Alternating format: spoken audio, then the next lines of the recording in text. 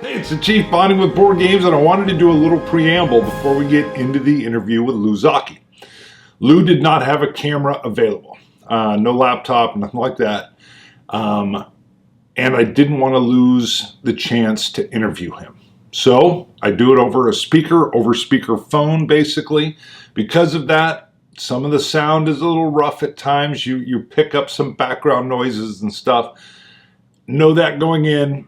If that bothers you, there'll be some technical things on this video that you may not like, but Lou is a joy to interview. You also will see me on my phone sometimes. And even as I edit it, I was like, oh, that looks dismissive. Not dismissive. What I was doing was looking up a lot of the information that he was talking about as we were doing the phone interview so that I can engage with him on the topic. That being said, let's go in and listen to Lou. On the phone, I have Lou Zaki. And Lou, I want to make sure, somebody told me it's like hockey, but am I pronouncing your last name correctly? Yes, Zaki is the way my name is pronounced.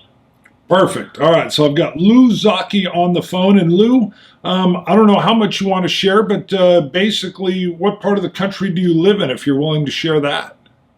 I'm in Biloxi, Mississippi.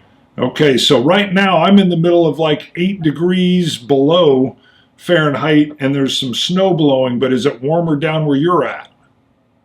Oh, yeah, but my newspaper says that we're going to get a cold burst. Got it. And the temperature is going to be lower than we've ever seen in Biloxi. Well, there you go. That's the that Arctic dip is coming down your way. So I'd reached out to Lou. A lot of the fans of Bonding with Board Games know that I've been doing the best that I can to interview folks that worked or designed or did something with Avalon Hill back in the day. Avalon Hill's the company that's responsible for me getting into the wargaming hobby or gaming in general. And of course, I did a series of email questions and kind of a email interview with Tom Shaw. And then I put that together into almost like a documentary. But of course, I had you on my list. But Tom said, you need to reach out to Lou. And he gave me your number. And I called you and you agreed to come on the show. Yes. So real quick, how about if I just, you're such a great conversationalist, would you mind just kind of maybe listing first how you got involved with Avalon Hill? Well, first of all, I was the base chess champion. Right. And I bought every war game that came out from Milton Bradley and Parker Brothers. And every one of the games, the war games that they published, had the same feature. You roll the dice, go the indicated number of squares, and the first person to reach the end of the board wins the war. So if you had an air combat game, every pilot that goes the number of airfields by the roll of the dice, and the first pilot to get to the end of the board wins the war. Right. And it's the same old leftover crapola that they had, and I had possession of every one of them in hopes that I would find a real war game. Sure. And one day I was reading a Sears and Sawbuck catalog, and I saw a game called Gettysburg, and I thought, who would want to play the South? Because the South has to lose. So I sent off for the game, and what I discovered was that the first thing was that because Lee had 54,000 men, you have 54 combat factors on the various units that are in the game. And every unit that fought in the Gettysburg real adventure comes on the board at the same time that it came in real life. And And every move that you make with those units, when it's your turn to move, you can move all the units you have the distance that they would have been able to traverse. And the only thing is, they don't have to go where they went historically, because now you're in control, so you can move them however you want them to move. And consequently, what's going to happen is that the North has 94,000 men in real life, and in the game you have 94 combat factors. So when it's the North's turn to move, he moves. Now, here's the story. Although the Union has 94,000 men, they're not all available on the first day of combat. Sure. In fact, they don't get the 94,000 total until some of the last moves of the game. So what the North has to do, he's got 20 or 30,000, which is inferior to the 54,000 that the Confederates have. And so what you have to do is you have to play a fighting withdrawal, and you don't let the Confederates mob any one of your units. You just keep moving back and moving back, and all the time you do that, you're stringing out the time that it takes the Confederates to get all of their forces in the field. And so this Gettysburg game is from Avalon Hill, and it's the first time you've had that level of complexity. Is that what interested you? That, and the fact that everything was based on what happened in real life. So, just because I played the South doesn't mean I have to lose. What I do when I'm playing the South is I have to try to draw the Union forces that are on the field. I try to draw them into battle and get rid of them, because I have 54,000 men and the Union has only 30,000 in the first day, and then they get 20,000 more the second day, and on the final day they get the full balance of what the forces are. Now, what year do you buy this game? Well, I think it was 1959. Wow, so 59. Okay, so this is one of the early Charles S. Roberts games that he's putting out from even probably his home with Avalon Hill. Yeah. Okay, so you're in on the forefront. Well, in the Gettysburg game, there were advertisements for 4 other war games that Avalon Hill published. There was D-Day and Africa Corps and the Confederate. The biggest battle in history up to that point was when the forces under Napoleon tangled with the forces of the British, but I can't. Waterloo. Yes. That was the game. You bet. Okay. So they had 4 games in print, each of which was based on a historical battle, and they were fun to play, and because it was all based on 1,000 men equals 1 combat point. You could use those forces any way you see fit, because they're going to come on the board at the same time their real life forces were there, except you don't have to move them to the locations they went, because the guy you're playing against isn't going to respond exactly like the other player in the Waterloo battles. Got it. And so the leaps and bounds in the historical complexity that was available to the player. Yeah, and Tom Shaw told me, that if he had known what he knows now, right? Yeah. He could have done quite a few more Confederate versus the Union battle games.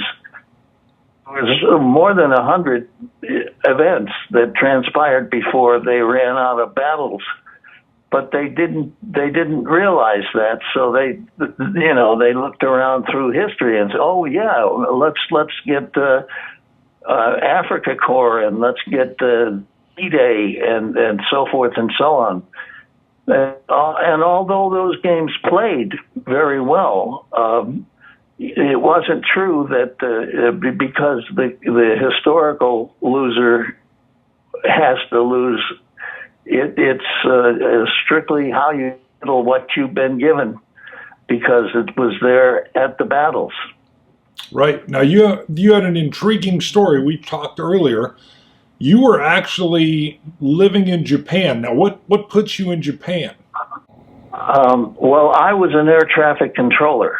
Okay. And my specialty up to that point was the controlling of craft that were trying to land when the weather was not suitable. And they would, they would contact us, and we would use radar to talk them down through the fog and the snow or whatever it is, and to recover them. And the people who set this all up, in my opinion, they have training objectives that they were attempting to satisfy. And the problem is they didn't think about the fact that they're all going to come back at the same time, and we can't land all of those airplanes at the same time. We have to land them in 2s and 4s. Am I making sense? Totally. So, and then what happens is, here's all these airplanes hanging in the sky over our beacon, and they're flying in circles waiting for their turn to land their airplanes. And so if they should lose their radios, the thing is already planned out for them to make an approach and not to have any problems in orbiting while they're waiting for the time that they are aware of that it has been saved for them to make an instrument approach back to the base. Got it. So you probably had them stacked up at different elevations so that they would not hit each other. Yes, that's right. And the telephone kept ringing because it was the guy who laid on this exercise, and he was hoping he could get all the planes back and down before the bad weather hit, which didn't turn out to be the case. So now he's aware of the fact that he's responsible for this jam up of airplanes orbiting the Biloxi beacon and waiting for their turn to penetrate and try to make a landing at Misawa Air Base. Got it. Now, when did you join the Air Force? What year? I think I joined in 1950. Okay, so wow, 1950. So pre-Korea, you're in the Air Force. Yeah. Okay, and then you ended up serving probably in multiple places, but I know you told me you were in Japan. Where all did you serve? Well, when I went to Japan, I was sent to Misawa, which is the northernmost base that the Air Force had. And so we had a lot of fighters at that base, and most of them were kept on ready status. So, we always had a reserve group of airplanes that could be launched to deal with an attack by Russian airplanes. Got it. Now, were these are we talking the Sabres? What was it, an F-86? Am I right with that, or did F-84s? F-84s. Okay. Yeah, and they were being replaced by F-86s. Okay. And did you still have some piston engine? Did you have Mustangs around still, or no? No, we had no P-51s or P-82s, which would be two two P-51s that have been joined at the wings. And so you'd have two pilots in every F-82. But we didn't, I don't remember ever having worked an F-82. They were all further south. Okay. So you were dealing with the jet age, and it was mostly in preparation for if Russia decided to attack. Yes. Okay. All right. Now, so let's circle it back in. You're all the way over in Japan. Are you finding these games while you're in the military, buy them at the PX, or is that when you start, or is it before your Air Force? No, it was Sears and Roebuck. You said they sold so many Gettysburg games that they decided to expand, and because Avalon Hill had 5 games in print, then the next year's catalog showed all 5 of those games being provided. So from memory, when we had our conversation, something triggers where you start writing to Avalon Hill. Am I correct? Yeah, well, they had a sheet that went into every game that they sold, and the sheet said that this game had been play tested by their play test panel.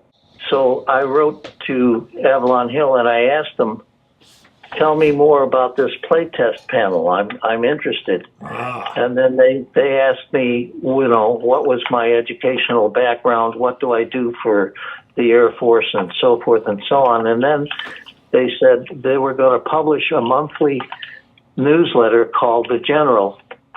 And they wanted to know, would I be interested in writing for the first year? And if I did that I would be given a lifetime subscription to the publication of The General. Wow. So I accepted the offer, and I wrote for the Avalon Hill General for the first 11 years of its publication. Really? So you were working with Tom Shaw directly, because I know he's the one that started as the primary editor of The General, right? Yes. What kind of articles were you writing? Well, mostly, here's how to win when you're playing the North, or here's how to win when you're playing the South. Yeah, who was ever doing the opposing force. So you could write an article because nobody else ever had. And you can write an article about, here's how to win if you're playing the North, or here's how to win if you're playing the South. Got it. Now, I think you'd mentioned to me that, you had shipped off 6 different letters before you finally actually got a letter back from Tom. Am I correct? Is my memory good on that? Yeah. So you had sent off 6 times just trying to get information, and your persistence pays off, and that's when Tom sends back and says, hey, give us some info, and then you start writing for The General. Yes. Got it. All right. So you're writing for The General. You write for about 11 years, but at some point, and I know you can't see it, but I have an old beat-up copy of Luftwaffe that you were the designer of. But I'll let you explain, when did you start, or what starts your designing with Avalon Hill? Well, I'd always been interested in air-to-air combat.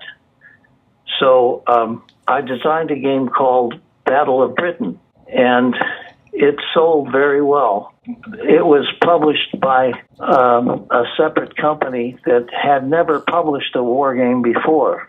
And so because of having designed Battle of Britain, Tom Shaw gave me a commission to design a game called Luftwaffe. And so I started gathering, well, first of all, I was gathering Battle of Britain, the one that I was most interested in, Sure. But then when they told me that they were going to have a Luftwaffe game, I lucked out. I went to the Keesler Air Force Base Library, and I found a book that listed every mission flown by every combat unit during World War II. And so all I did was copy down the names of the units that flew these missions. And so I had my American side pretty well identified. And the German side was a lot more difficult because many of their records were destroyed by the American bombardment. And I saw, so what I'll do when I edit this is throw some of these pictures up. I'll put up the picture of the box cover for Battle of Britain. It looks like the company was called Renwall. Yes. And it's got a great cover. You got a beautiful ME or BF 109 on the cover with its yellow nose. And then a real cool caption that says 3 games in 1. And it breaks down beginner version, basic strategy game, 12 years and up, and then an advanced battle strategy. And it says for the expert. Yeah. So well, very intriguing. I had designed the Battle of Britain basic game and the Battle of Britain advanced game, but I had somebody else who thought he could design air-to-air combat games, and so he had published a set of rules for using German bombers and fighters and RAF fighters in a battle where the player of the German side was trying to destroy all the aircraft manufacturing facilities that the British had. Got it. And an interesting thing was that I found out that 95% of all the people who play war games know how to play chess. Yes. That doesn't mean that they do play chess today, you know, but at one time or another they have played the game of chess. And so it was much easier to recruit new people to the hobby if they played chess. Got it. They basically, they were already gravitating towards spatial games with pieces that could mean different things. So they were able to graph those game concepts easily. Yeah, and the difference in chess, you move one piece and then your opponent moves one piece. But in these war games, you can move every piece you've got on the table. If it's on the board, you can move them all, and each move that you make simulates 1 hour of combat. Right. So that was a feature that I liked very much also, and it wasn't a case of you have to roll the dice and go the indicated number of squares. The speed at which you move your infantry is dictated by the fact that infantry can march at 2.5 miles an hour on roads, or 1.5 miles an hour if they're going over area that does not have a road. Got it. Now, so I know now Luftwaffe was very, I think it was very popular because there's a lot of copies still around. It was kind of one of the first games that really captured the air war in that kind of detail during World War II. Yeah, and before I finished, designing Luftwaffe, because of my writing articles for the General, I got a letter from one of the Avalon Hill customers who said he had designed a World War II air combat game. So I drove to his house because he was in Mississippi, and I saw his game. And what he did was he took everything off of the infantry games and put them into his design. So he had fortified clouds. Really? That you could put your fighters in and park them, and they wouldn't use any fuel. And then when the enemy fighters came to maraud your bombers, you could take off from your fortified cloud and do combat with the Allied planes. And if you didn't use up all your fuel, you could fly back to your fortified cloud and refuel in the cloud. And I'm thinking, this kid, he hasn't thought about what's really going to happen in air-to-air combat. Planes have a limited number of turns they can stay in the air, and then they have to get back, to the base from which they were launched, and then land, and then they have to refuel. And the bad part about that is, if they don't go to the base from which they were launched, they will land at a base that doesn't know they're coming. And then you lose time finding the sergeant major who's in charge of all the maintenance, because he knows who's doing what for which airplanes, and he goes and he gathers up all the mechanics that are necessary to service these airplanes, and then they could be serviced in 20 minutes, but you couldn't take off at the end of 20 minutes because there wasn't, that base was not used to trying to get airplanes refueled quickly and turned around. Sure. Now, what was the name? Do you remember the name of this kid? What kid? Well, the young. Oh, yeah. Yeah, no, I don't remember his name.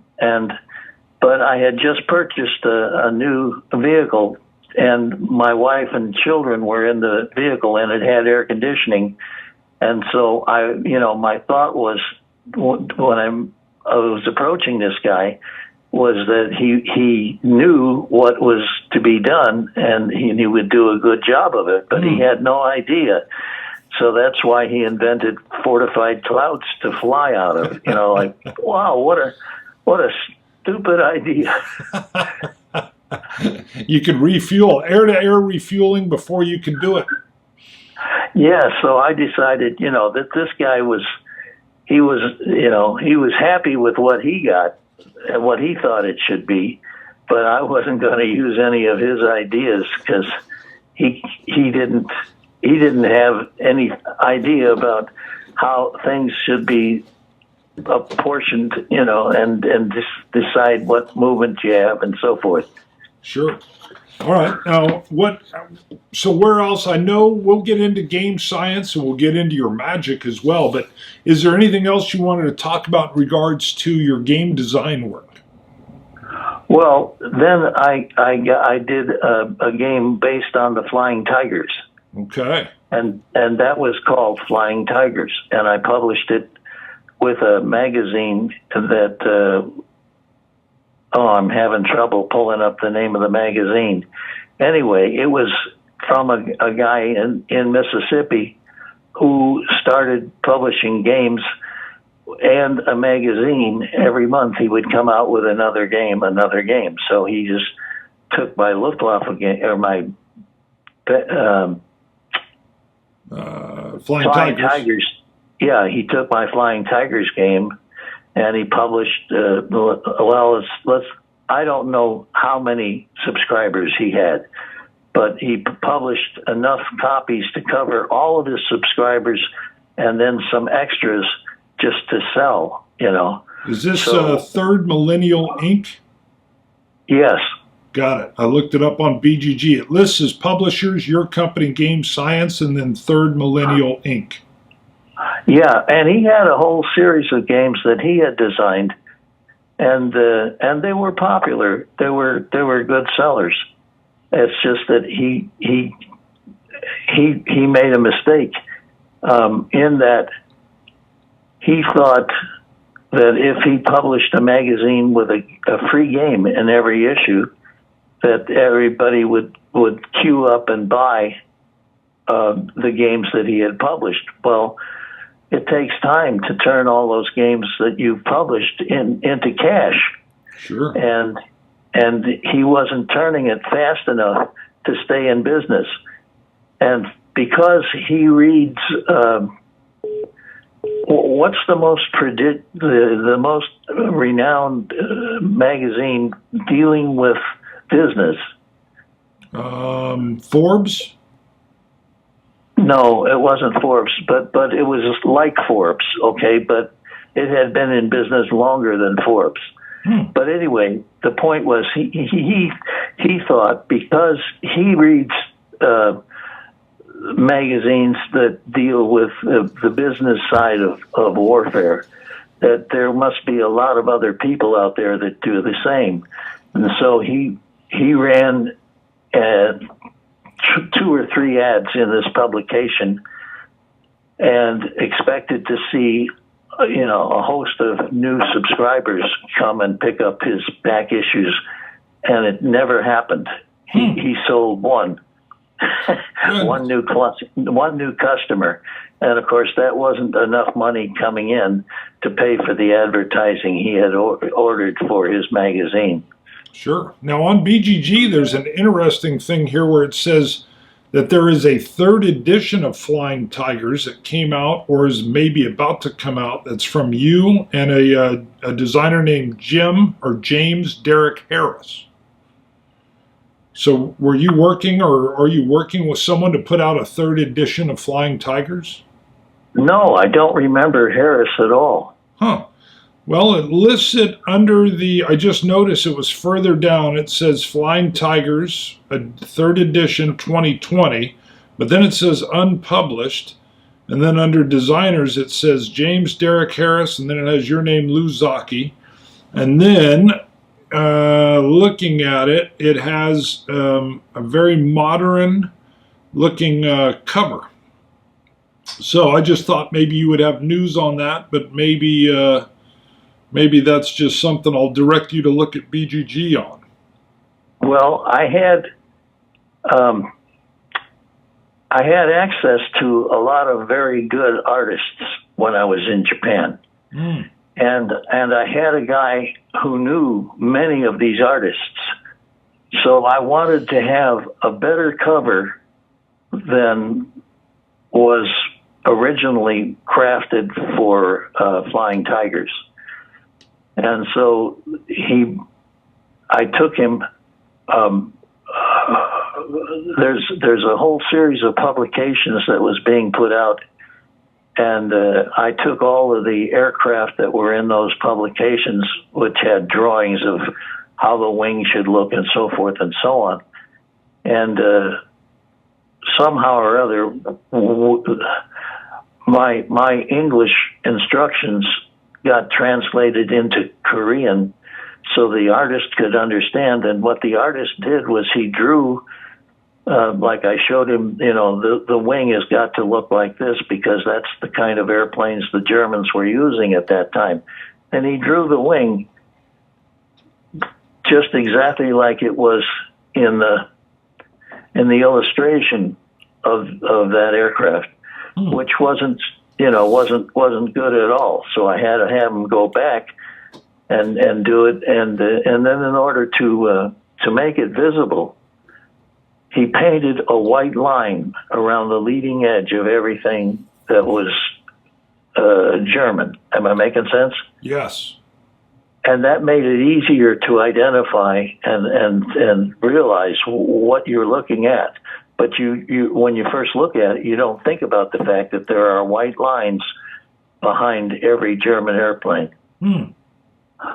And so I've saved that painting, and I'm going to use it when I publish the next version of Battle of Britain. Very nice. Now, I've got a buddy of mine, Ron, and he actually had an old copy, and I don't know if you want to get into this or not, but he had some of the work that you did game-wise with Starfleet battles or Starfleet battle manual. Are you able to talk about that or not so much? Well, I did a game based on Star Trek, and I called it the Star Trek Battle Manual. Right. And what I didn't know was that I had violated Paramount's copyright. I didn't know what a copyright was. Sure. So I published something like 500 copies of Starfleet Battle Manual. Right. And then I got a letter from the people who had the copyright telling me they wanted me to stop selling the Battle of Britain game. Well, I had like 75 copies left, so I told them I would stop selling it. The Starfleet. And I did. Yeah, the Starfleet game. Yeah. Got it. But I still had, like 75 copies, and I didn't want to throw them in the garbage. So what I did was every convention I attended, I put a copy of the Starfleet Battle Manual into the auction. Beautiful. So that's how you ended up getting rid of them. Yeah, and I didn't get paid for it. I told them this is just a freebie. Whatever you get from this, you guys can keep it and use it to run your next convention. Now, just to circle back to your Starfleet Battle Manual, so Ron Nicholson, my buddy that has that, was literally going through some of his old games and found it, and he knew I was getting ready to interview you, so he said I had to definitely ask you about that. Now, when you designed that game, were you just having watched the show and then you were creating ships that looked like they would kind of match what they did on the TV show? No, there was a publication called the Starfleet Battle Manual, sure. And it was authored by Franz Joseph Schnabelt. And Franz Joseph had done. First of all, he was an aircraft designer, and he would sit in on every discussion that his company had over making a new airplane. And when the discussion was finished, he would have drawings of what these new airplanes would look like. So his daughter was into Star Trek, and she said, there must be other ships in the Starfleet besides the cruiser. Sure. And so he got to thinking about it, and he said, sure, why not a destroyer? Why not a scout? Why not a tug? Why not a dreadnought, which would be, more heavily armed than was the cruiser. Right. And so I called him up, and I talked to him about using those ships in my game, and he agreed that I could do that. But I had to sign a contract with him that I would, as long as I have these ships for sale, I have to pay his daughter a royalty on all the ships, as he created the tug and the scout and the dreadnought and the destroyer. Got it. Now that'll spin me off, because I know about this time as well. TSR's coming out, and of course Gygax has got these dice. And were you already running game science? Yes. All right, so why don't you tell us a little bit about game science and how that fits in? Well, I had awareness that Dungeons and Dragons was going to use unusual dice, and I knew what those dice were. So I got to my tool and die maker, and I said, I want you to make me a 4-sided dice, an 8-sided, a 12-sided, and a 20-sided. And I sent him drawings of what they should look like. And he agreed to do that. But we did all the other shapes. I couldn't do them all at once. So I don't remember which. Oh, the 20-sided dice was the one we did first. But what we did after that, I don't remember. Like, did I do the 12 or did I do the 8 or the 4? The one thing we did not do was the 6. The 6 was the last dice we made, because anybody can get a 6-sided dice anywhere and use it.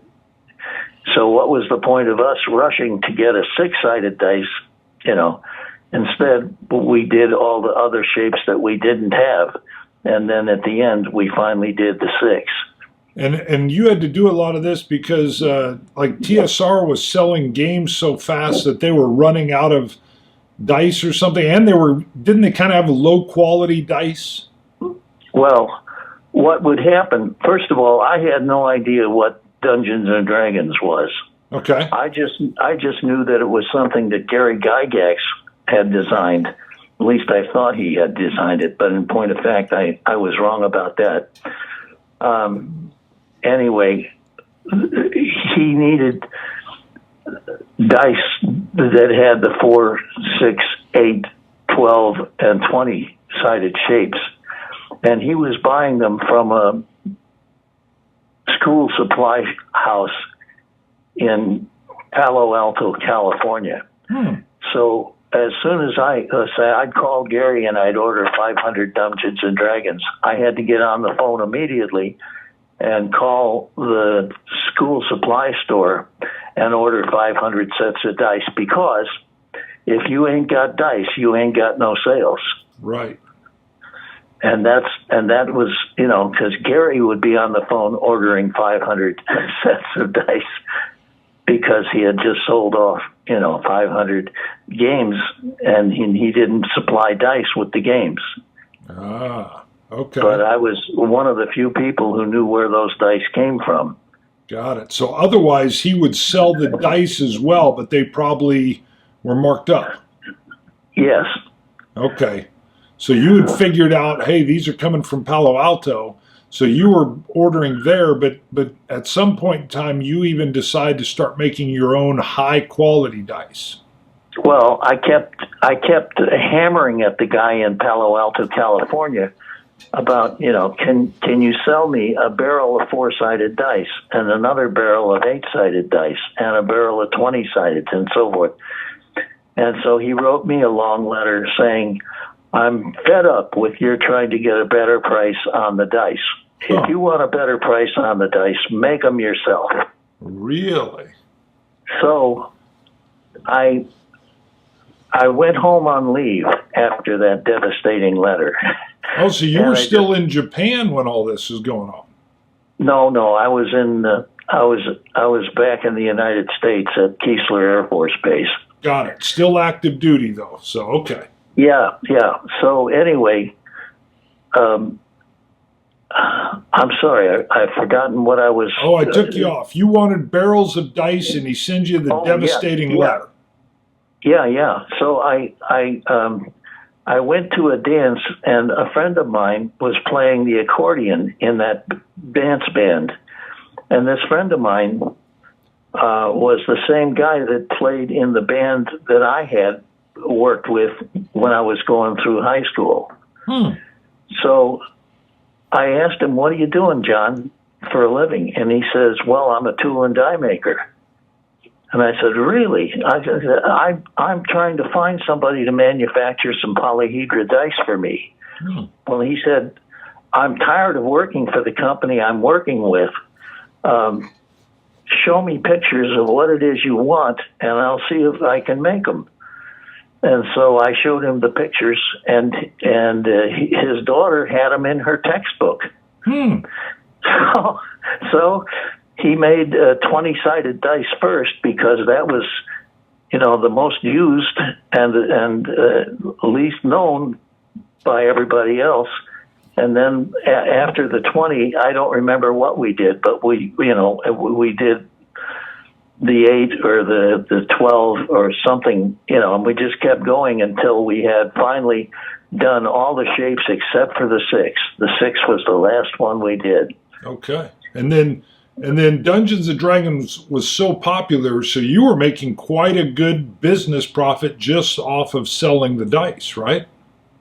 Yeah, well, that and the fact that, I quickly realized if you don't have dice to provide these stores that are buying the rules for Dungeons and Dragons, they're not going to be able to sell the rules because they don't know where the dice are. They can't get their hands on the dice. Got it. So then you were even supplying other retail stores. Yes. At one time I had 850 accounts. Now see, that is a lesson to that educational store guy. He should have cut you a deal on those barrels of dice is what he should have done. Well, that was not, nobody has confirmed this, but I think the reason he would not be able to sell me a barrel of 4s or a barrel of 8s is because he wasn't getting the dice in barrels. He was getting them in prepackaged sets of 5. Huh. So there was one of everything, in that prepackaged set of 5. So he didn't get dice in a barrel. Now, where do you think he was getting his dice made back then? Was this China probably, or? Taiwan. Taiwan. Okay. Okay. And then some of the dice I remember back then, now I don't know from where, but I remember some of them were pretty junky dice back in the day too.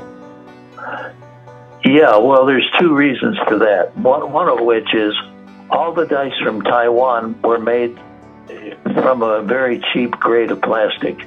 Okay. And the edges would be destroyed when you use the dice a lot. Got it.